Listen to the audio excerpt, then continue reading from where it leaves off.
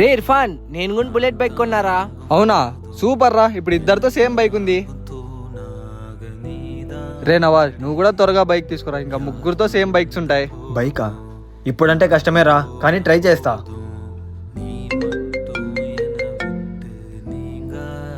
నాన్న, నాతో ఇంకా డబ్బులు ఉన్నాయి, పెట్రోల్ కూడా ఫుల్ ట్యాంక్ ఉంది. సరే. రే ఎక్కడికైనా ట్రిప్ ప్లాన్ చేయరా. నువ్వు నీ గర్ల్ ఫ్రెండ్ని పిలుచుకుని రా, నేను నా గర్ల్ ఫ్రెండ్ని పిలుచుకుని వస్తా. వెళ్దాం. వెళ్దాం రా, బాగా ఎంజాయ్ చేయొచ్చు.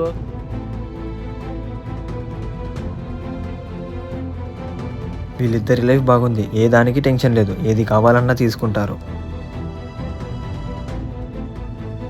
అయినా ఈ టెన్షన్స్ అన్ని మిడిల్ క్లాస్ వాళ్ళకి మాత్రమే ఉంటాయి. ఏదైనా వస్తువు కొనే ముందు 100 సార్లు ఆలోచించాల్సి వస్తుంది. అసలు అర్థం కాదు, నాకు అదృష్టం లేదా లేక నా తలరాత ఇంతేనా? ఏది కొనాలన్నా అల్లాడిపోతుంటాను.